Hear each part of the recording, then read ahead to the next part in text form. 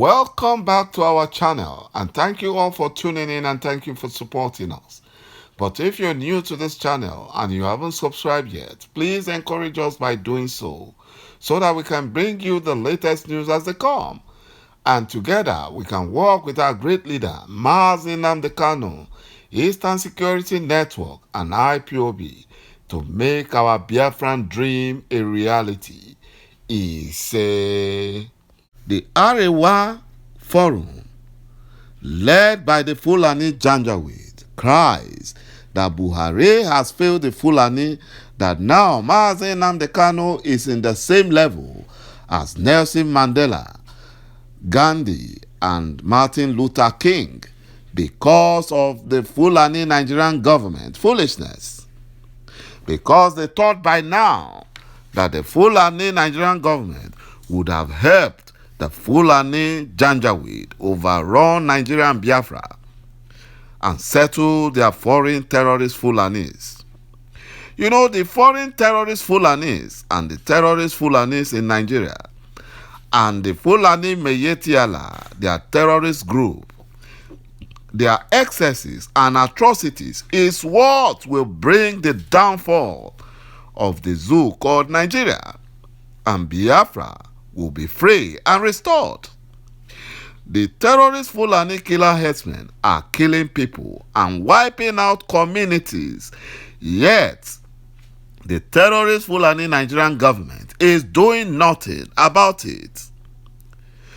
You know, talk less of bringing the terrorist Fulani Janjaweed to justice, but they are after armless peaceful protesters, innocent freedom fighters fighting a just cause. Those are the ones they're after. But the terrorists, they are supporting and funding them. The Fulani Nigerian government has witnessed the killing of thousands of Nigerians and Biafrans more than any other government in the history of the zoo called Nigeria. This categorically means that the terrorist Fulani Nigerian government is the most irresponsible government in the history of Nigeria and the world at large. Nigeria has been in difficult situations because of the activities of these terrorist killer Fulani herdsmen, and they have been labeled as the fourth deadliest terrorist group in the world by the Global Terrorism Index. These Fulani terrorists have carried out massacres in rural and agrarian communities with the backing and support of the Fulani Nigerian government and their terrorist Nigerian security agencies.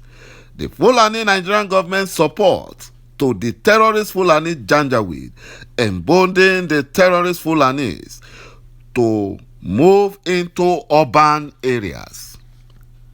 No wonder they went into NDA, one of the most secured installations in the zoo called Nigeria, and they killed soldiers, they killed officers, they kidnapped officers, and they went free.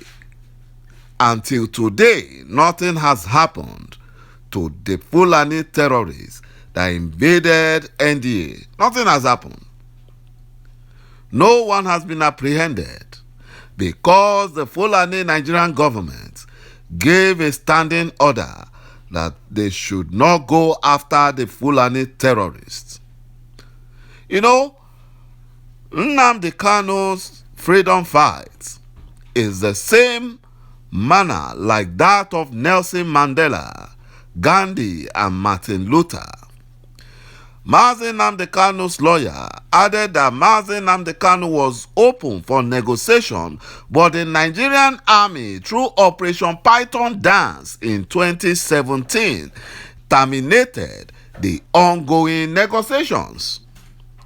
Aloy Ejimako, lawyer to Nnamdi Kanu, stated that the IPOB leader's cause is in same fashion like South Africans Nelson Mandela, Indians Mahatma Gandhi, and the United States famous Martin Luther King, who had ideas or ideals and agitations within the boundaries of the law.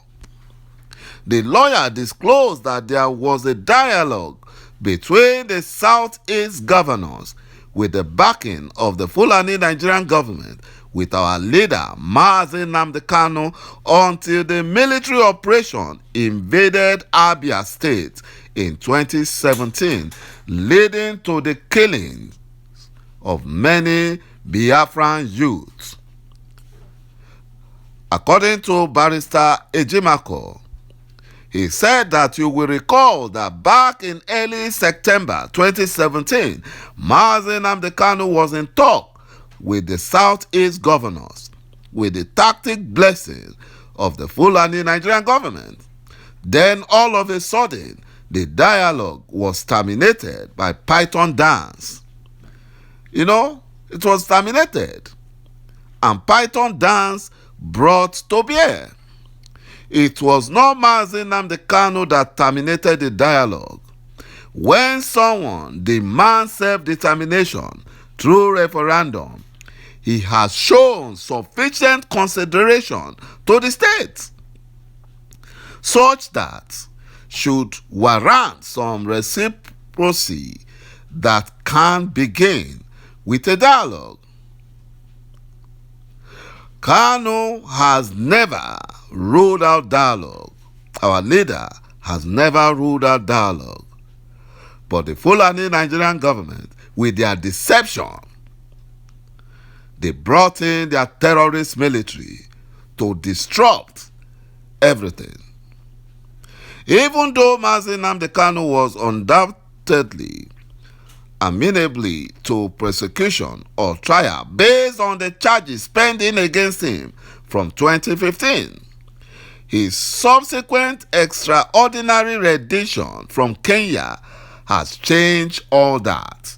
It has changed all that.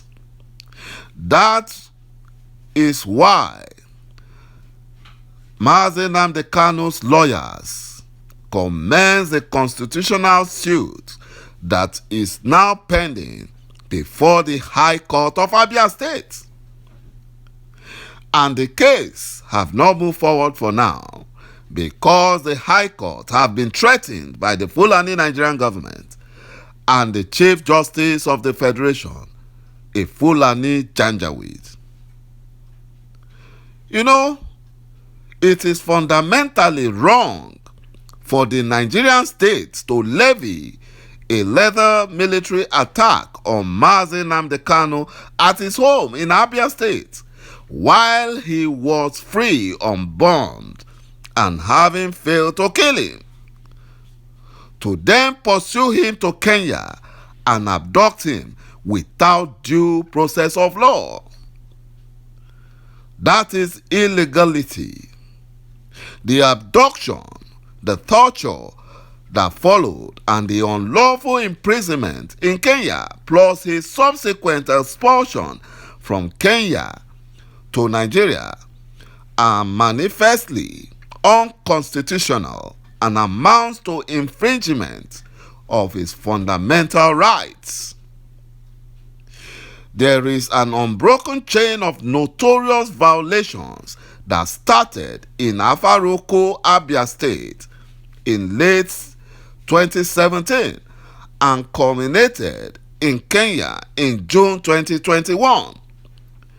It is right that when a state forcibly takes a fugitive suspect from a foreign country to its territory without giving the person the benefit of the extradition process, it amounts to an act of extraordinary rendition that without more triggers insurmountable legal barriers to prosecution. Nelson Mandela, Mahatma Gandhi, and Martin Luther King, who are in the same mold and stature as Mazi Nnamdi Kanu, had a retinue of lawyers who defended their ideals and agitations within the boundary of law. Thank you, my brothers and my sisters, for watching this video, and bye-bye for now.